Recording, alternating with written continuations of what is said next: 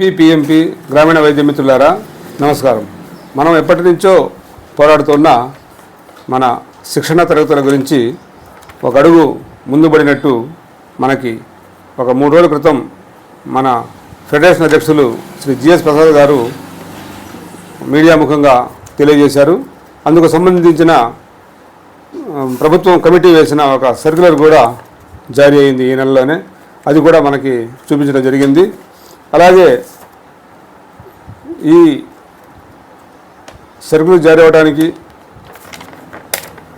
మన శిక్షణ తరగతుల గురించి మొదటి అడుగు పడినట్టే భావిస్తూ ఈ అంతటికి కృషి కారణమైన మన ఏపీఆర్ జేఏసీ గౌరవ అధ్యక్షులు గౌరవనీయులు మాజీ ఎమ్మెల్సీ శ్రీ టీడీ జనార్దన్ గారికి వారి ఛాంబర్లో కలవడం జరిగింది.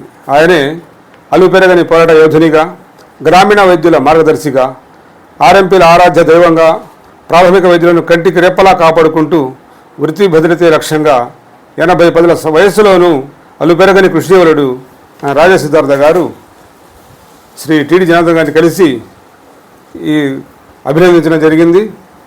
అంతేకాకుండా ఈ ఏదైతే ప్రభుత్వం జారీ చేసిన సర్క్యులర్ ఉందో దాని మీద కూడా కూలంకషంగా చర్చించడం జరిగింది.